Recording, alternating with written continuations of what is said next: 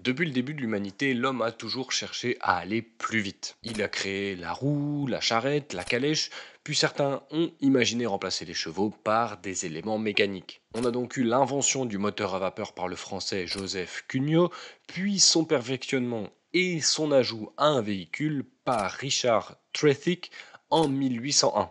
Et à partir de ce point-là, on a eu la course à l'innovation en cherchant à toujours augmenter la puissance des moteurs ainsi que leur endurance. Et quoi de mieux pour faire de la bonne pub à votre moteur que de faire des courses face à d'autres concurrents. On a donc vu apparaître les premières courses automobiles qui ont d'ailleurs eu lieu en France sous forme de parade pour commencer avant de voir la première course officielle se disputer à la fin du 19e siècle. La France est indéniablement un pays de sport auto. Les 24 heures du Mans, Loeb, Peugeot, Pagenot et consorts ont marqué leur génération et leur discipline. La F1 aussi a eu ses héros français, bien que très peu sont devenus champions du monde. Malgré ça, il ne faut pas croire que la France n'a pas sa place dans l'histoire de la plus grande catégorie de sport auto. De Maurice Trintignant, premier vainqueur français, à Esteban Ocon, en passant par Alain Prost, Matra ou encore Jean-Marie Balestre, plonge avec moi dans l'histoire de la France en Formule 1. Et pour ça, il faut quand même que je vous donne un petit peu de contexte avant le lancement de la première saison de l'histoire. Laisse-moi donc te parler un peu de ce qui s'est passé avant et de te raconter les premiers exploits français.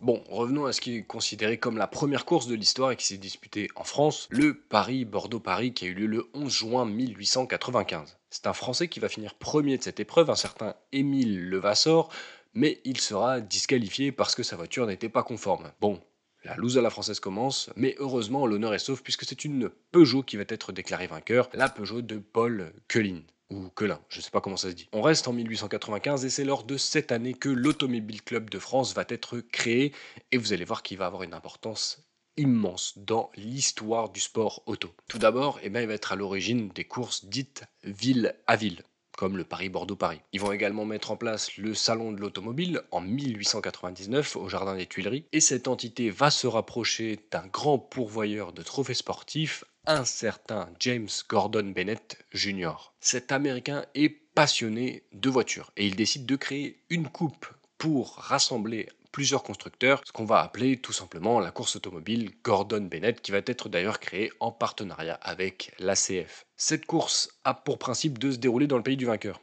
Mais tu te doutes bien que pour la première édition, c'est un peu compliqué, puisqu'il n'y a pas eu de vainqueur l'année précédente, ce qui est logique. Et donc, on va choisir quel pays représente peut-être le plus l'automobile, et c'est la France qui va recevoir cette première édition. Avec un peu de chance, c'est un Français qui va l'emporter. Et donc, la deuxième édition se passera à nouveau en France, avant que ça commence à se balader un petit peu partout en Europe. Quelques mois plus tard, la première course avec l'appellation Grand Prix va voir le jour, et à nouveau, elle aura lieu en France. Et c'est d'ailleurs pour ça qu'on utilise aujourd'hui le mot Grand Prix, qui désigne une course de prestige. Pas mal, non? C'est français. Mais suite à plusieurs accidents, l'ACF va pousser à ce que la course automobile française se déroule sur circuit. Et donc il faut créer un circuit en France, ce qu'on n'a pas. Il y a plusieurs villes qui vont se porter candidates, et il y en a une qui va rafler la mise, je te le donne dans le mille, c'est Le Mans. On va avoir du coup un circuit de 103,2 km qui va accueillir le premier Grand Prix de France, ou le Grand Prix de l'ACF en 1906, et ce qui le différencie des autres, c'est que cette fois, on roule sur route, mais avec une circulation qui est fermée. L'ACF va également créer une association très importante pour la suite, qui est l'Association internationale des automobiles clubs reconnus, dit l'AIACR. Ça te parle pas pour l'instant, mais retiens ce nom.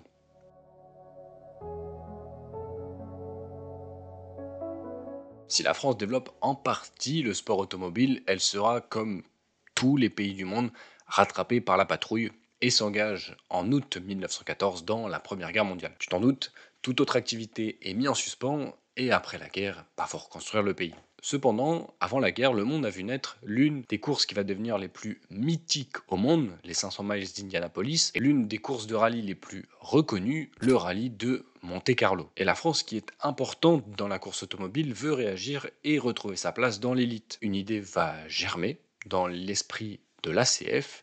Serait-il possible d'organiser l'une des plus grandes courses d'endurance au monde? Et pour ça, quoi de mieux que de le faire au Mans, qui est le circuit réputé en France. Et là, t'as compris ce qui se passe. On est en 1923 et la première édition des 24 heures du Mans a lieu. Cette première édition est remportée par un Français sur une voiture française avec des pneus Michelin. Des pneus bien français. On pouvait faire difficilement mieux pour une première édition. Bon après, tu me diras, il y avait 59 Français sur 66 participants. Ça aurait été compliqué de passer à côté, mais vu la loose à la française, on sait jamais. En France, l'AIACR crée la CSI, la Commission sportive internationale, chargée tout simplement de l'organisation des courses. Cela va faciliter l'organisation des courses et surtout la création d'un championnat, une première mondiale. 1925 voit donc l'apparition du championnat du monde des manufacturiers et la France va remporter une course, le Grand Prix de France, se disputant à Montlhéry. Et si l'écurie française de l'âge brille, elle sera dominée par l'Alfa Romeo de Alberto Ascari qui remporte le premier titre. L'écurie, hein, pas le pilote, puisqu'à l'époque on préférait récompenser les manufacturiers plutôt que les pilotes, comme le nom du championnat l'indique. Mais en 1926 et en 1927, la France va triompher grâce à Bugatti puis à Delage. Bon, il faut quand même noter qu'il y a peu de concurrents à participer à ce championnat et progressivement, ça va être un flop. Après 2 courses en 1928, plusieurs pays vont annuler la venue du championnat du monde des manufacturiers, ce qui fait que le titre ne sera pas attribué. On va avoir le même problème en 1929 et en 1930 où seul un Grand Prix est disputé au cours de la saison. Il va falloir réagir et la CSI va essayer de transformer ce championnat du monde des manufacturiers pour attirer les foules. Fini le championnat du monde des manufacturiers, il faut qu'on trouve un truc dans lequel les écuries veulent s'investir et surtout que les spectateurs viennent voir. Bon, pour les écuries, ils n'ont pas trop envie de sortir de l'Europe à cause des coûts faramineux. Ok, on va créer le championnat d'Europe. Et pour le public, il faut qu'on trouve quelque chose ou quelqu'un à qui le spectateur peut s'identifier. Comme les pilotes par exemple. Ok, eh bien on va créer le championnat d'Europe des pilotes. Et c'est ainsi qu'en 1931, on a la création du championnat d'Europe des pilotes, et c'est à peu près l'équivalent de la Formule 1 aujourd'hui, quoi. Mais ça va être un désastre pour les Français. Si on peut trouver quelques pole positions par-ci par-là, on va trouver une victoire en 1934 lors du Grand Prix de Monaco grâce à Guy Moll, qui roulait sur une Alfa Romeo. La catégorie est dominée dans un premier temps par les Italiens, puis est pulvérisée par les Allemands à partir de 1934. En effet, il y a une nécessité et une volonté de promouvoir la surpuissance allemande. Bon, il faut savoir que les constructeurs allemands étaient récompensés par le méchant moustachu de l'époque, qui finançaient tout simplement leur entrée dans la catégorie si elles acceptaient de participer à ce championnat. Et quand tu y participes, tu avais plutôt intérêt à performer. Je vous renvoie d'ailleurs à une vidéo de F1 à la loupe qui parle du Grand Prix de Nürburgring 1935, qui est juste une masterclass et qui a ridiculisé le système allemand en place. De son côté, la France est frappée de plein fouet par la crise de 1929 et les différents mouvements politiques n'ont pas envie de s'investir autant. Alors qu'elle a perdu sa place de leader et qu'elle fait désormais office de figuration dans le sport auto, la France rentre dans le deuxième conflit le plus grand de son histoire, la Seconde Guerre mondiale. Et à nouveau, forcément, les courses auto sont suspendues.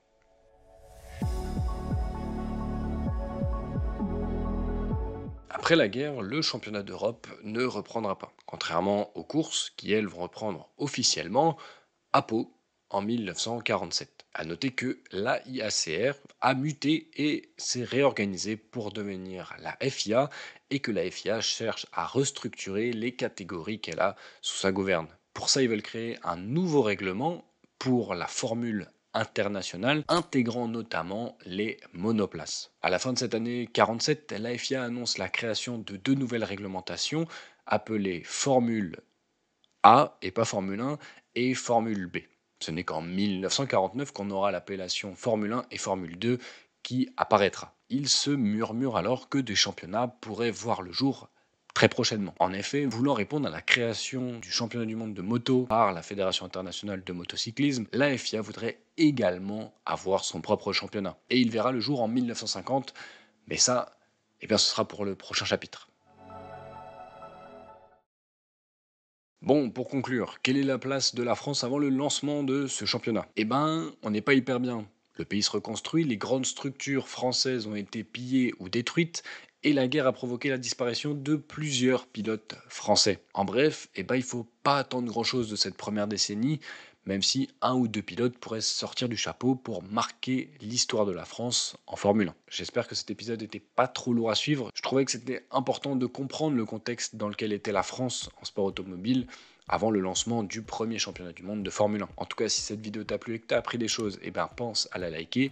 La prochaine fois, on parlera des années 50. Donc si tu veux pas louper cet épisode, pense à t'abonner à cette chaîne et également à activer la cloche. Viens faire un tour sur tous mes réseaux sociaux parce que je vais te parler également d'autres histoires de la Formule 1. À droite et à gauche, tu trouveras d'autres vidéos à voir ou à revoir. Et moi, je te dis au revoir et à la prochaine.